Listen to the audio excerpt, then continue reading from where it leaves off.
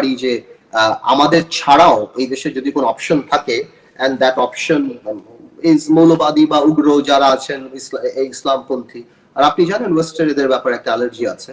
তো এই জন্য এই ডেমনস্ট্রেশন গুলি করার সুযোগ তো সরকারই করে দিয়েছে, কারণ আমরা তো নামতে পারিনি, আমরা কখনো নামতে পারি না, মানে কোনো মফস্বলে নামতে পারি না। বিএনপি যখনই কোনো প্রোগ্রাম দেয় ঘরে থাকতে পারে না, বাস ট্রাক সব বন্ধ হয়ে যায়, হোটেল বন্ধ হয়ে যায়। সেখানে হেফাজত ইসলাম এত বড় বড় মিছিল করছেন, এত মানুষ আসছেন, সেগুলি বড় করে ফলা হচ্ছে, এবং ওয়েস্ট যখন শুনছে যে এই ডেমনস্ট্রেশন হচ্ছে একটা স্ট্যাচুর বিরুদ্ধে, বা স্ট্যাচু হবে কি হবে না, ইউরোপ আমেরিকাতে তো রাস্তায় রাস্তায় স্ট্যাচু, ওনাদের কাছে তো ডেফিনেটলি এই জিনিসটা একটু অন্যরকম মনে হচ্ছে। আমার মনে হচ্ছে ইটস বেসিক্যালি পলিটিক্স ছাড়াও কিছুই, আর কিছুই না। তো সেই জায়গাটায় এখন আমাদের হেফাজত ইসলাম বা আলেম সমাজ যারা প্রতিবাদ করছেন তাদের ব্যাপারে আপনার পরামর্শ কি রাজনীতিবিদ হিসেবে? না, আমার ব্যাপারে পরামর্শ দিয়ে এনাদেরকে আসলে পলিটিক্স আসা উচিত। এনারা যদি এনাদের কাঙ্ক্ষিত লক্ষ্যে পৌঁছাতে চায়, বা if they want to be hard, politics আসবে। বিকজ এনারা ওই শাপলা চত্বরের মোড়ে যখন ওনাদের কান ধরে উঠিয়েছে, বসিয়েছে, এই করেছে, আমার মনে আছে আমি আল্লামা শফি সাহেবকে নিয়ে সর্বপ্রথম পার্লামেন্ট ওনার পক্ষে বক্তৃতা দিয়েছিলাম, যে উনি হেলিকপ্টারে আসলে এত গা জ্বলে কেন। তোফায়েল আহমেদ সাহেব যে ভোলা 50 বা হেলিকপ্টারে যেতে জিজ্ঞেস করেন, আপনার মনে আছে? আমার কথা না, আমরা বলেছিলাম ইসলামের পক্ষে কথা বললে ডেফিনেটলি আমরা আমি আমারটা বলতে পারি, আমি আমার লিমিটেড নলেজ থেকে আমি সাপোর্ট করবো, কিন্তু একটা ওয়ে আছে। আপনি যদি আপনার দাবি নিতে চান, আওয়ামী লীগ পলিটিক্যাল পার্টি ক্ষমতায়, আপনাদের আলেম সমাজ অনেক মানুষ আছে, আপনারা সুন্দর করে এই জিনিসটা উপস্থাপন করেন, কথা বলেন। আওয়ামী লীগ যেহেতু ভোটের চিন্তা যদি করতো, তাহলে অফকোর্স আপনাদের কওমি মাদ্রাসা করেছেন, করেছেন। তো in that case there are ways যে আপনারা কি করবেন। কিন্তু এইভাবে যদি আপনারা বলেন যে ভেঙে ফেলবো, উড়িয়ে ফেলবো, এই করবো, আপনারা তো ভাঙতে পারেন নাই, আপনারা আগেও পারেন নাই, আপনারা কখনো করতে পারেন নাই। আপনারা আগেও চেষ্টা করেছেন, আপনাদের যথেষ্ট অপমান করেছে সেই চত্বরে, আবার কয়েকদিন পর আপনারা সরকারের সাথে আঘাত করেছেন, এটা তো সত্যি কথা, তাই না? তো ওই ট্রাস্টটাও তো এখন মানুষ করে না, যে আপনারা একটু মিটিং টিটিং করবেন আবার আপনারা চলে যাবেন। আমার কথা হলো, ওনাদের দাবির সাথে আমি একমত যে মূর্তি এটা না করলে ভালো হয়, এটা বেটার হয়, কিন্তু দাবি আদায় প্রক্রিয়াটা আমার মনে হয় আরো সুন্দর করে পলিটিক্যালি করা যায়। যেমন ওরা পরিচিত মুখ বাংলাদেশের একজন তরুণ রাজনীতিবিদ ব্যারিস্টার আন্দালিব রহমান পার্থ। ব্যারিস্টার পার্থ, আপনাকে স্বাগত জানাচ্ছি আজকের আলোচনায়। ওয়ালাইকুম আসসালাম পার্থ ভাই। তো আজকের আলোচনা ইউটিউব চ্যানেল বন্ধ করার জন্য আমাদের হাইকোর্ট ডিভিশনের একটি বেঞ্চ রায় দিয়েছে। তো আমরা সেই প্রসঙ্গটা দিয়েই আজকে শুরু করতে চাই। আপনি ব্যারিস্টার মানুষ, রাজনীতিবিদ, কিভাবে দেখেন এই যে উচ্চ আদালতের এই যে রায়, এটি আপনি কিভাবে দেখছেন, কি মনে করেন? কংগ্রাচুলেশনস আপনাকে। বাংলাদেশে আর এত চ্যানেল আছে, বাংলাদেশে এত মানুষ ইউটিউবে কথা বলে সরকারের বিরুদ্ধে, এর মধ্যে যে আপনার চ্যানেলগুলি বা আপনার কন্টেন্ট গুলি ইউটিউব থেকে সরিয়ে ফেলতে বলা হয়েছে, I think you are a very very lucky person. So বাংলাদেশে তো নিশ্চয়ই এমন কিছু করেছেন যার কারণে সরকার আপনাকে নিয়ে চিন্তিত হয়েছে। আমি মনে করি সাংবাদিক হিসেবে তো আপনি যে পারপাস পূরণ করতে চেয়েছেন সেটা সম্পাদিত হয়েছে একদম খুব সুন্দর করে। The government is not very happy with you, এতটুকু আমি বলতে পারি যে জিনিসটা হয়েছে। বাট আমার মনে হয় যে এই ব্যাপারটা নিয়ে আমরা এখন আর কথা নাই বলি, যদি আপনি চান আপনার এই কন্টেন্টটা থাকুক, হ্যাঁ, তাহলে আমার মনে হয় যে আমরা এই ব্যাপারটা না কথা। আমি আমার কোনো কন্টেন্ট নিয়ে চিন্তিত না, এবং আমি একটি বিষয় মনে করি যে আমি তো যা বলছি আমার দেশের বিরুদ্ধে কিছু বলছি না, আমি সরকারের সমালোচনা করছি বা সরকারের বিপক্ষে সরকারের অনেক কৃতকর্মের বিষয়গুলো জনগণের সামনে নিয়ে আসছি। তো আপনার পক্ষে এই বিষয়ে মন্তব্য করা কঠিন। তো একজন বিচারপতি, দুইজন বিচারপতি মিলে যদি রাষ্ট্রবিরোধী আর সরকারের সমালোচনা এটি ডিফাইন করতে না পারেন যে কোনটা রাষ্ট্রবিরোধী আর কোনটা ক্রিটিসিজম, তো আমাদের বিচার বিভাগের অবস্থা তো বোঝাই যায়। আর ইনফ্যাক্ট এই বিচার বিভাগের প্রতি আমি আস্থা হারিয়েছি যখন জাস্টিস সিনহাকে যে পদ্ধতিতে বের করে দেওয়া হয়েছে এবং তিনি যে পদ্ধতিতে এসে বিদেশে রাজনৈতিক আশ্রয় চেয়েছেন তারপর থেকেই। তা আমি বুঝি আপনার অবস্থান, একজন ব্যারিস্টার, একজন রাজনীতিবিদ, বাংলাদেশে আছেন, খড়গ যে কোনো সময় আপনার উপরে নেমে আসতে পারে। যদিও ক্ষমতাসীন বর্তমান প্রধানমন্ত্রীর বাই ডিফল্ট আপনার আত্মীয়, সেদিক থেকে হয়তো আপনি সুবিধাজনক অবস্থান পেতেও পারেন। বাই ডিফল্ট মানে কি? মানে জন্মসূত্রেই আপনার আত্মীয়, এবং পরে আবার আরো ঘনিষ্ঠ আত্মীয় হয়েছেন। একদিক থেকে আপনার খালা, আরেক দিক থেকে আপনার খালা শাশুড়ি। সো দুই দিক থেকে আপনি একটি সুবিধাজনক অবস্থায় আছেন। আপনার ওই ক্রেডিটও আমাকে দেওয়া উচিত যে আমি যদি এই অবস্থান না নিয়ে ওই দিকের অবস্থানে থাকতাম তাহলে আরো কত ভালো থাকতাম। আজকের যে লোভের দিনে, চুরির দিনে, এবং যে আকাঙ্ক্ষা, বাসনা, অর্থ কামাই করার বা ক্ষমতার দাপট দেখানো, আমি যে স্বেচ্ছায় সেদিকে নেই বা 12 বছর থাকিনি, আপনার সেই ক্রেডিটটাও তো আমাকে দেওয়া উচিত। জি, আপনি সেদিকে গেলে হয়তো আপনি অর্থবিত্ত প্রতিপত্তি কামাইতে পারতেন, হয়তো মন্ত্রী হতে পারতেন, হয়তো অনেক সুযোগ সুবিধা পেতেন, কিন্তু জনগণ এখনো আপনাকে যে পরিমাণ ভালোবাসে বা ট্রাস্ট করে সেটি থেকে আপনি আর কিছু লাগবে না। আমি উচ্চ আদালতের আরেকটি বেঞ্চ বিচারপতি JBM হাসান এবং খায়রুল আলমের সমন্বয়ে গঠিত বেঞ্চ, সেই বেঞ্চ ভাস্কর্য বিষয়ে জনমনের বিভ্রান্তি দূর করতে ইসলামিক ফাউন্ডেশনের মহাপরিচালক এবং জাতীয় বায়তুল মোকাররমের খতিবকে তাদের বক্তব্য গণমাধ্যমে প্রচার করার নির্দেশ দিয়েছে। একটা গ্রুপ কিন্তু বলছে যে এগুলো সব জায়েজ, একটা গ্রুপ বলছে যে না এগুলো না। এই টোটাল বিষয়টা আপনি কিভাবে দেখেন, ইনক্লুডিং দিস জাজমেন্ট? সবচেয়ে বড় ব্যাপারটা হলো কি, যারা এই মূর্তি বা ভাস্কর্য নিয়ে কথা বলছে তাদের মধ্যে একটা গ্রুপ আছেন যে ওনারা নাস্তিক এবং অ্যান্টি ইসলাম। সো অ্যান্টি ইসলাম এবং নাস্তিকরা আপনি গণজাগরণ থেকেই দেখেছেন যে ওই গণজাগরণের উপরে ভর করেও অনেকে, পুরোটা না, তাদের স্পিরিট ছিল রাজাকারদের বিরুদ্ধে, বাট একটা বড় গ্রুপ ছিল যাদের কাজই ছিল ইসলামকে কিভাবে ড্যামেজ করা যায়, এই হুজুরদের বা আলেম সমাজকে কিভাবে অপমান করা যায়, এই একটা প্রয়াস নাস্তিক এবং এন্টি ইসলামদের থাকে। আমি কারো নাম নিব না, একটা গ্রুপ আছেন, আপনি জানেন।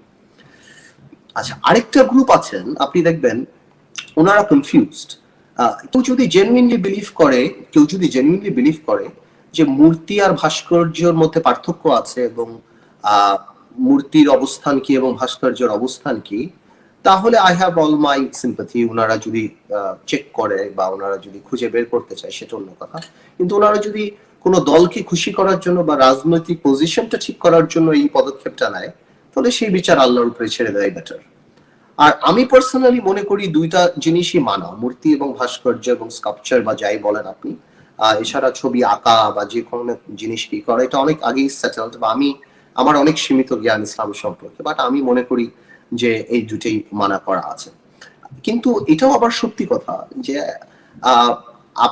আমি এটা মানে ইসলামিক পয়েন্ট অফ ভিউ থেকে বলছি যে আপনি এই রাত্রেবেলা মূর্তি ভাঙাটাও কিন্তু আমার কাছে খুব একটা লজিক্যাল না। ইসলাম it gives a negative image. ইসলাম এত উইক না যে আপনি রাত্রেবেলা আপনার ভাঙতে হবে এটা, এবং এই ভাঙার ব্যাপারটাও ঠিক না। আজকে যারা মনে করে, একটা কথা মনে রাখবেন কনক ভাই, আমরা কিন্তু অনেক বড় একটা ক্রাইম ইসলামে কিন্তু সুদ খাওয়া, কিন্তু আমরা কিন্তু ব্যাংক ওপেনিং করি আপনার মিলাদ দিয়ে। হ্যাঁ, এই দেশে সিনেমা হল ওপেনিং হয়, এই দেশে অনেক কিছুই, অনেক আল্লাহর অনেক বড় বড় হারাম এবং মানা করার জিনিস কিন্তু আমরা সামাজিকভাবে গ্রহণ করে নিয়েছি। এটা কিন্তু আপনি অস্বীকার করতে পারবেন না।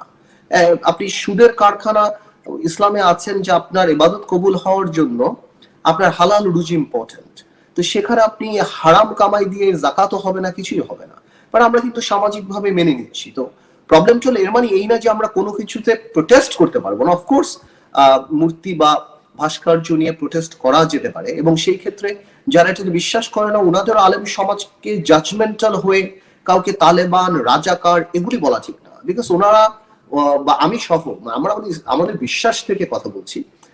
বাট তার মানে এই না আমার মনে হয় যে রাতের বেলা এটা ভেঙে ফেলাটাও আমার কাছে লজিক্যাল মনে হয়।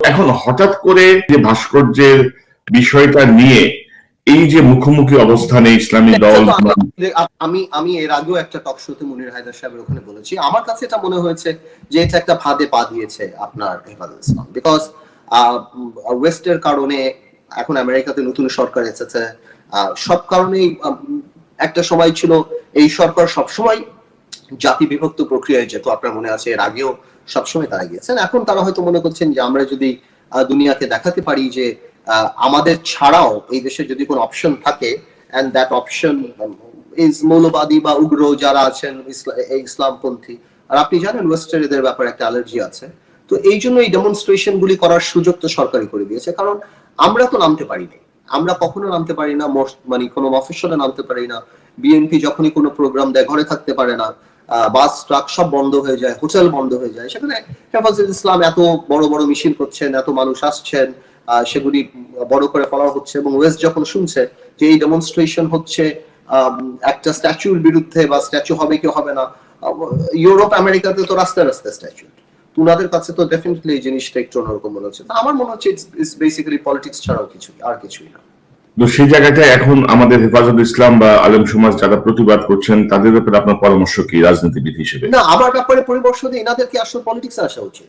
এনারা যদি এনাদের কাঙ্ক্ষিত লক্ষ্যে পৌঁছাতে চায়, বা if they want to be hard, politics আসবে। বিকজ এনারা ওই শাপলা চত্বরের মোড়ের যখন ওনাদের কান ধরে উঠিয়েছে, বসিয়েছে, এই করেছে, আমার মনে আছে আমি আলামা শফি সাহেবকে নিয়ে সর্বপ্রথম পার্লামেন্ট ওনার পক্ষে বক্তৃতা দিয়েছিলাম, যে উনি হেলিকপ্টারে আসলে এত গা জ্বলে কেন। তোফায়েল আহমেদ সাহেব যে ভোলা 50 বা হেলিকপ্টারে যাইতে জিজ্ঞেস করেন, আপনার মনে আছে? আমার কথা হলো, আমরা বলেছিলাম ওই ইসলামের পক্ষে কথা বললে ডেফিনেটলি আমরা আমি আমারটা বলতে পারি, আমি আমার লিমিটেড নলেজ থেকে আমি সাপোর্ট করবো, কিন্তু একটা ওয়ে আছে। আপনি যদি আপনার দাবি নিতে চান, আওয়ামী লীগ পলিটিক্যাল পার্টি ক্ষমতায়, আপনাদের আলেম সমাজ অনেক মানুষ আছে, আপনারা সুন্দর করে এই জিনিসটা উপস্থাপন করেন, কথা বলেন। আওয়ামী লীগ যেহেতু ভোটের চিন্তা যদি করতো, তাহলে অফকোর্স আপনাদের কওমি মাদ্রাসা করেছেন, করেছেন। তো in that case there are ways যে আপনারা কি করবেন। কিন্তু এইভাবে যদি আপনারা বলেন যে ভেঙে ফেলবো, উড়িয়ে ফেলবো, এই করবো, আপনারা তো ভাঙতে পারেন নাই, আপনারা আগেও পারেন নাই, আপনারা কখনো করতে পারেন নাই, আপনারা আগেও চেষ্টা করেছেন, আপনাদের যথেষ্ট অপমান করেছে সেই চত্বরে, আবার কয়েকদিন পর আপনারা সরকারের সাথে আতাত করেছেন, এটা তো সত্যি কথা, তাই না? তো ওই ট্রাস্টটাও তো এখন মানুষ করে না, যে আপনারা একটু মিটিং টিটিং করবেন আবার আপনারা চলে যাবেন। আমার কথা হলো, ওনাদের দাবির সাথে আমি একমত যে মূর্তি এটা না করলে ভালো হয়, এটা বেটার হয়, কিন্তু দাবি আদায় প্রক্রিয়াটা আমার মনে হয় আরো সুন্দর করে পলিটিক্যালি করা যায়। যেমন ওরা 5টা প্রস্তাব দিয়েছে, ওয়াই ডু ইউ কনফিউজ? আপনি একটা প্রস্তাব দেন, আপনি 5টা প্রস্তাবের জায়গায় আওয়ামী লীগ অনেক বড় পলিটিক্যাল পার্টি, 4টা নিচের যদি মেনে প্রথমটা রেখে দেয়, তো আপনি কিছুই পাবেন না, কারণ সংখ্যায় তো দেখা যাবে ওই 4টা আমি মেনেছি, একটা আমি মানি। আপনি আমার কথা বুঝতে পারছেন? আমরা ফোকাস করা দরকার। ওনারা তো আলেম মানুষ, ওনারা ইসলাম আমাদের চেয়ে অনেক বেশি জানেন, অনেক কিছু জানেন। ইনশাল্লাহ ওনারা যদি ঠিক করে বলেন, গভর্নমেন্টের সাথে কথা বলেন, government at the end of the day Awami League এখন ভোটে থাকুক না থাকুক, কিছু না কিছু জায়গায় তো ইমেজের চিন্তা করে, এছাড়া আর ভাস্কর্য কি আর মূর্তি কি ভাই, এটা সবাই জানে। এখন কেউ যদি জেনেও না জানার ভান করে, সেটা তার প্রবলেম, মানে ইসলামে ক্লিয়ারলি লেখা।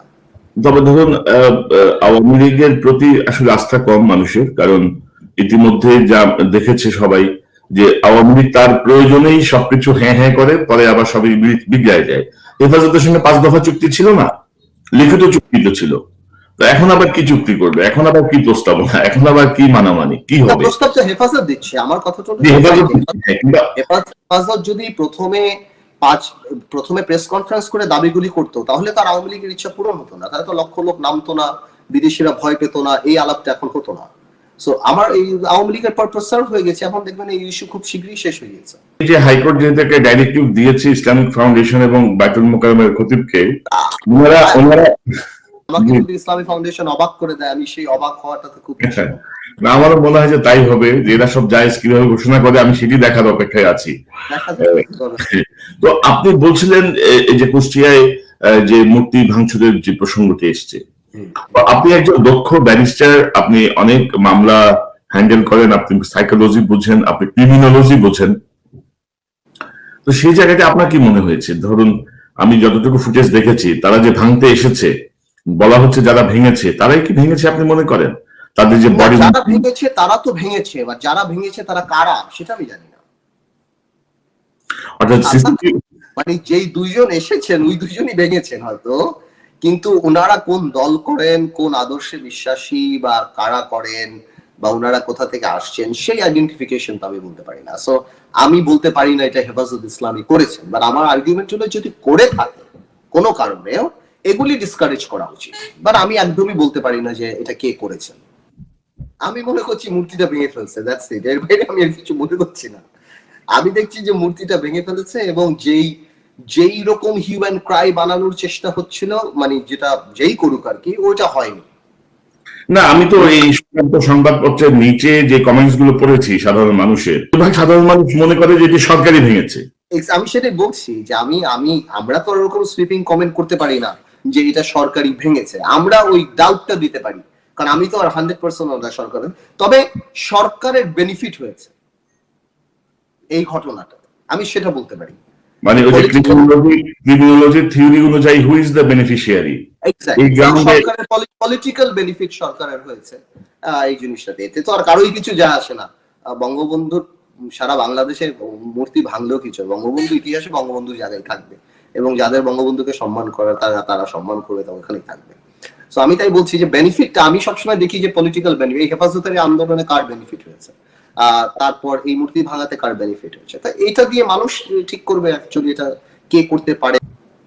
তো পার্থ ভাই, আপনার একটা বক্তব্য আমরা শুনে আসি বেশ কয়েক বছর আগে জাতীয় সংসদের বক্তব্য, ঠিক 96-এর মতো এক দরবেশ এসে হাজির হলো। মানুষ স্পিকার, এটাকে আইসোলেটেডলি করে দেখলে হবে না। আজ থেকে 3-4 বছর আগে যারা সেলফ ডিক্লেয়ার্ড ব্যাংক্রাপ্ট ছিল, আত্মস্বীকৃত দেউলিয়া, যারা নিউজ পেপারে বলেছিল 700 কোটি টাকা 800 কোটি টাকা লস, যাদের 1000 কোটি টাকা বরং, সেই দরবেশরা এই 2 বছরে ব্যাংকের টাকা শোধ করে আরো 10,000 কোটি টাকার মালিক হয়ে গিয়েছে এই দরবেশ এবং তার সাথে তাদের বিভিন্ন মুরিদ। তো এই যে দরবেশের কথা যেটি আপনি বলছেন, দরবেশ তো টিকেই আছে, দরবেশ তো ধরুন সেই সময় থেকেও টিকে আছে, এখনো টিকে আছে, এখনো চলে যাচ্ছে, বরং আরো কয়েকশো দরবেশের সৃষ্টি হয়েছে, বা কয়েক হাজার দরবেশের সৃষ্টি হয়েছে। দরবেশ বা আপনি যে ব্যক্তি বলেন, কারো বিরুদ্ধে পার্সোনাল আমার কোনো প্রবলেম নেই। আমার প্রবলেমটা হলো ওই সময় সিস্টেম যেটা এক্সিস্ট করছিল, যে শেয়ার মার্কেটে ডেকে ডেকে মানুষকে ফকির বানানোর যে একটা পায়, তারা ইচ্ছা মতো দামগুলি বাড়িয়ে দিয়ে আবার নিচে নামানো, আবার করা, এবং একটা ইভেন কি আমার বিশ্বাস সরকারেরও কিন্তু অনেক সময় জানে না। আপনি জানেন, আপনি আমার কথা শুনলে অবাক হবেন যে সরকার হয়তো মনে করা ও হয়তো 200 কোটি টাকা চুরি করছে, ও যে 20,000 কোটি টাকা এই ফাঁক দিয়ে চলে গিয়েছে, মাঝে মাঝে সরকারও কিন্তু অবাক হয়। যেমন ওই সময় আমি সামিটকে নিয়ে বক্তব্য দিয়েছিলাম, যে সামিট কিন্তু ওই ইসে ছিল যে তারাও কিভাবে 10,000 কোটি টাকা 20,000 কোটি টাকা শেয়ার মার্কেট থেকে উঠাবে ওই মেঘনাঘাট পাওয়ার প্ল্যান্ট গুলো করে। আর আমার ওই বক্তৃতার পরে অনেকেই নড়ে চড়ে দিয়েছে। আপনি পুরো বক্তৃতাটা দেখতে দেখতেন যে লোটাস কামাল সাহেব 20 টাকা শেয়ার 120 টাকায় আপনার সময় বিক্রি করেছিল। পুরো বক্তৃতা দেখলাম দেখবেন। সো আমি যে বক্তৃতা দিয়েছিলাম ফ্যাক্টস এন্ড ফিগার্স নিয়ে, আমি প্রথমে বেসিক ব্যাংক যে 4,500 কোটি টাকা চুরি হয়েছিল সেটার কথা আমি বলেছিলাম, যার কারণে হয়তো কিছু হয়নি, আবার অনেক কিছু হয়েছে। মেবি বাচ্চু সাহেব জেল খাটেননি, বাট আজকে সারা বাংলাদেশ জানে যে এই করাপশনটা যে হয়েছে, এবং এই কথা যখন উঠে আওয়ামী লীগ চুপ করে থাকে। আওয়ামী লীগ সরকার ক্ষমতায়, যেভাবেই হোক তারা ক্ষমতায়, তারা কেন এইসব লুটপাটকে প্রশ্রয় দিচ্ছে বা কোনো কার্যকর পদক্ষেপ নিচ্ছে না? কিন্তু না, আমি কিন্তু এটা আসলে বুঝতে পারি না যে এই পরিমাণ দুর্নীতি, হাজার হাজার কোটি টাকা, ছাত্রলীগের ছেলেদের কাছে 1,000 কোটি টাকা, সবার কাছে এত কোটি টাকা, আশেপাশে মানে সব জায়গাতেই টাকা কামানোর একটা কম্পিটিশন। মানে আওয়ামী লীগের মতো এমন একটা দল, এত বড় রাজনৈতিক দল, যেখানে বঙ্গবন্ধুর অবস্থান কোথায় ছিল, সময়কার রাজনীতিবিদদের আপনার মোরাল ভ্যালুস কোথায় ছিল, এখানে এরা যারা মুজিব কোড পড়েন, এনারা কতখানি ধারণ করেন, আমার খুব অবাক লাগে এটা চিন্তা করতে, যে এই টাকাটা কোনো সময় বরকত নিয়ে আসবে না। এবং এখন কিন্তু সত্যি কথা বলতে আমি কিন্তু অনেকেই কিন্তু চিন্তিত, বিকজ এমন টাকা, বুঝেন না, আপনি একটা ডিজি ড্রাইভারের কাছে 100 কোটি টাকা। সো আপনি চিন্তা করেন এমপি মন্ত্রীরা যেভাবে টাকা কামাচ্ছে, এই টাকা দিয়ে ওনারা করবেন কি? ওনারা তো আসলে এই যে কানাডাতে যেগুলি শুনছি, ব্যবসায়ী থেকে আরম্ভ করে আমলাদের যে অবস্থা বা রাজনৈতিক নেতাদের যে অবস্থা, এটা আসলে অনেক প্যাথেটিক অনেক ভাই। এটা আমাদের জন্য অনেক দুঃখজনক যে আমরা এই পর্যায়ে চলে আসছি, আর আওয়ামী লীগের মতো একটা বড় দলের এই ধরনের স্টিগমা নিতে হবে। আপনি দেখুন গত 12 বছরে আওয়ামী লীগের কোনো মন্ত্রী এমপির জেল হয়নি একটা টাকা চুরি করার জন্য। আপনি দেখেন কত বড় বড় নিউজ আসছে, কত এমপি মন্ত্রী নিউজ আসছে, ওই যে ব্যাংকের নাম পর্যন্ত পরিবর্তন করে ফেলতে হয়েছে আপনার, ফার্মার্স ব্যাংক, তারপর আরো কত ঘটনা আছে। দেদারসি বিদেশে সবাই, অনেকে পাসপোর্ট নিচ্ছে, অনেকে বাড়ি বানাচ্ছে। ভাই না, এটা এই গভর্নমেন্ট কেন জানি এই ব্যাপারে উদাসীন আমার মনে হয়, এবং এটা সর্বসেক্টরে এই জিনিসটা হয়ে গেছে। হ্যাঁ, দুদক আছে, আমার মনে হয় সরকারের বিরুদ্ধে কেউ কথাটা তো বললে হয়তো তাকে একটা নোটিশ টোটিস দেয়, এটা করে। কিছু কিছু ক্ষেত্রে ওয়াশিং মেশিনেরও কাজ করে, মনে করেন একজন ভালো একজন উন্নত মানের চোরকে নিয়ে ধুয়ে পরিষ্কার করে ছেড়ে দেয় যে ইজ কোয়াইট ওকে। আর আলটিমেটলি পলিটিশিয়ানের বিষয়টা পারসেপশনই থেকে যায় ভাই, রাইট? মানুষ আপনাকে কি বলবে, কি বলে ডাকবে, আমার মনে হয় সেটাই মুখ্য। তবে এই স্টিগমা অনেকদিন নিয়ে ঘুরতে হবে আওয়ামী লীগের, বিকজ আসলে 15-20 বছর আগে যে জিনিসটা করে আপনি পার পেয়ে যেতেন, এখন আপনি এই জিনিসটা করতে পারবেন, কারণ এখন ডিজিটাল যুগ, ইউটিউবে থাকবে, গুগলে থাকবে, সবকিছুতেই থাকবে, মানুষের মুখে মুখে থাকবে। 2008 থেকে 2012-13 সাল পর্যন্ত কিন্তু সরকারের যথেষ্ট টলারেন্স লেভেল ছিল, সরকার টলারেন্ট ছিল। আমরা পার্লামেন্টে অনেক কথা বলেছি, রাজপথে বলেছি, মিটিং এ বলেছি। সরকার একটা শক্তি ছিল, যে সরকার নৈতিক একটা শক্তি ছিল, যে সরকার 270টা সিট নিয়ে ক্ষমতা আসছে। মানে আমি জাতীয় পার্টিকে আওয়ামী লীগের পার্টি ধরি, হ্যাঁ 270টা সিট নিয়ে ক্ষমতা আসছেন। কিন্তু 2013-তে ভোট চুরির পর বা 14-তে ওই যে অটো নির্বাচন যেটা হলো, ওই যে ডিসি সাহেবরা যে এমপি বানালো, ওর পর থেকে আবার এইবার যে 2018 সালে যে নির্বাচন হলো, সেই নির্বাচনে যেভাবে বিরোধী দল 45-50 জনকে মারলো, ক্যান্ডিডেটদেরকে, এবং সেই মান না, কাউকে গুলি করলো, কারোর হাত ভেঙে দিল, মাথা ফাটিয়ে দিল, বিএনপির সিনিয়র নেতাদের মারলো। ওই এক মাস আসলে সরকার তার ইমেজ নিয়ে চিন্তা করে নাই। সরকার জানে that we have goldfish memory, আমরা ভুলে যাব, পরে উন্নয়ন করবে বা একটা কথা বলে দিবে, এই কথা বলে সরকার এগিয়ে যাবে। আর সরকার ওইটার একটা ফায়দা নিয়েছে যে ওয়েস্টের এখন আর ডেমোক্রেসি নিয়ে খুব একটা প্রবলেম না, ওয়েস্টের এখন হলো জঙ্গি। আর সরকার দেখে এই আপনার হোলি আর্টিসান থেকে আরম্ভ করে বিভিন্ন জায়গায় জঙ্গি দমনে বা সব জায়গাতে সরকার তো বাচ্চা শিশু সব মেরে ফেলে, বাবুর্চি যা আছে সব একদম শেষ। তো হ্যাঁ, কোনো কিছুই রাখবে না, মানে কেউ কাউকে ইনোসেন্ট কে ভালো অবধি দেখবে না, একদম সব শেষ। তো আবার দেখে হেফাজতের মতো এদেরকেও সরকার আপনার অপমান করে রাতের বেলা, আবার এক মাস পর তাদেরকে কাটলেট খাওয়াচ্ছে, মিষ্টি খাওয়াচ্ছে, তাদের খাবার। তো আমার কাছে বিদেশিদের কাছে তো এই সরকার ইজ লাইক ম্যাজিশিয়ান, যে এত সুন্দর করে তোকে হ্যান্ডেল করতে পারে না। ডেমোক্রেসি নিয়ে বাইরে এখন আর তত চিন্তা করে না। আর বাংলাদেশের মানুষরাও আমার মনে হয় হ্যাঁ আপসেট ভোট দিতে পারে না, যার বয়স আজকে 32 সেও জীবনে একটা ভোট দেয়নি, দেখা যাচ্ছে যার 30-32 বছর বয়স হয়েছে। আমি জানি আপসেট, বাট এখন তো মানুষ অনেক ব্যস্ত হয়ে গিয়েছে, বা বিএনপিও তার কাঙ্ক্ষিত লক্ষ্যে পৌঁছাতে পারে নাই, এই কারণে মানুষও তত, এখন দেখবেন আপনি ফেসবুকে বিএনপিরও মানুষ সমালোচনা করে, আমাদেরও সমালোচনা করে মানুষ। বিএনপি ওই আগের থিওরিতে যাচ্ছিল, এই কারণে বারবার যখন শুনেন এমনি আমরা উদীয়মান সূর্যের সাথে থাকতে পছন্দ করি। এটা আমাদের একটা চরিত্র, আমাদের একটা, আমরা যে জিতে, আমরা ইলেকশনের সময় 10% মানুষই থাকে যে জিতবে তার সাথে যে দেখা করবে, হ্যাঁ আমরা যখন লোকালি করি যে এ জিতবে এর ভোটটা দিব, এবং সবার আগে এসে আমাদের দেখায় বড় ভাই ভোটটা কিন্তু ভোট পচায়ও না, ভোট পচায় নাই। এক্স্যাক্টলি, এই যে পচানোর যে কথাটা, এই জিনিসটা মানে বিবেক নাই। তারপর আমি মনে করি এই জিনিসগুলিতে সরকার বুঝে গেছে, এই জন্য সরকার ক্ষমতা চালায়, সরকার কেয়ার করে না। সরকার এখন আপনাকে স্কোপ দিবে, সবই দেবে, আবার ইলেকশনের সময় দেখবেন সরকার কাজ করবে। ওই এবার মনে 300-350 বলে নিয়ে নিবে, 300 তো হাজার সবই নিয়ে নিবে, আর বিএনপি বসে আছে এইভাবে। তো আমার মনে হয় ইমেজ নিয়ে সরকার তত চিন্তিত না, একটু কিছু চিন্তিত, কিন্তু আমার মনে হয় তত চিন্তিত না।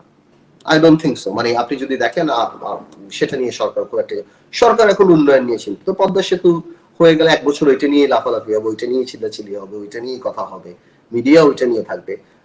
রাজনীতি তো নাই, রাজনৈতিক প্র্যাকটিস না থাকলে কনক ভাই উইল ডিফিকাল্ট। এখন আমলাতান্ত্রিক শাসন ব্যবস্থা বেশি চলে, পুলিশের ক্ষমতা অনেক বেশি, অনেক জায়গায় এমপিদের চেয়ে ডিসিদের ক্ষমতা বেশি, এসপিদের ক্ষমতা বেশি। যখন আপনি ইয়াবাবদি, বিচ্ছু, শামসু, শাওন, জ্যাকব, এই লেভেলের, তামান্না, পাপলু, এই লেভেলের এমপি যখন আপনি পাবেন, ওনারা যখন ঢুকবেন, তখন একজন সেক্রেটারি তো দেখেই বুঝে যাবে যে I can outsmart him any time. হ্যাঁ, তো এমপিদের কোয়ালিটিও এমন হয়ে গিয়েছেন, অনেক এমপি আছেন যাদের কোয়ালিটি এমন হয়ে গিয়েছে। তারপর আবার ভোটের কমিটমেন্ট নাই। তো সবকিছু মিলিয়ে আমি মনে করি যে একটা হজবরল অবস্থা রাজনৈতিক ভাবে বিদ্যমান, বা তারপর চলছে আর কিভাবে চলছে। অর্থাৎ দেশ হচ্ছে সেকেন্ডারি, প্রথমে হচ্ছে টাকা, নিজের ক্ষমতা, নিজের, তারপরে হচ্ছে বাকি অন্য সকল কিছু। ক্ষমতায় থাকাটা অনেক বেশি মুখ্য ইন এনি কস্ট, এটা আমার মনে হচ্ছে। তো আপনি বলছিলেন এই যে একটি বিষয় নিয়ে আপনার মন্তব্য নিয়ে আমরা একটু অন্য প্রসঙ্গে যেতে চাই। এই যে করোনার যে ভয়াবহ থাবা বাংলাদেশে, এত সমালোচনা, এর মধ্যে এত লুটপাট, সকল কিছুর পরেও কিন্তু স্বাস্থ্যমন্ত্রী বহাল তবিয়তে কারো বিরুদ্ধেই কোনো আসলে কার্যকর পদক্ষেপ নেওয়া হয়নি। তো অর্থাৎ আমি বিনা ভোটে ক্ষমতায় আসলে জনগণকে আমার এই পর্যায়ে উপেক্ষা করতে হবে, এই পর্যায়ে তুচ্ছতাচ্ছিল্য করতে হবে। হ্যাঁ, এই জিনিসটা এরকম না। এই জিনিসটা আমার মনে হয় যে স্বাস্থ্যমন্ত্রী চাকরি জানি, তবে ডিজির চাকরি গিয়েছে, বা যেখানে অ্যাকচুয়ালি মন্ত্রী চাকরি যাওয়া উচিত ছিল, নর্মালি তো হয়। বাট এগুলি তো নর্মাল। আপনি দেখেন না যে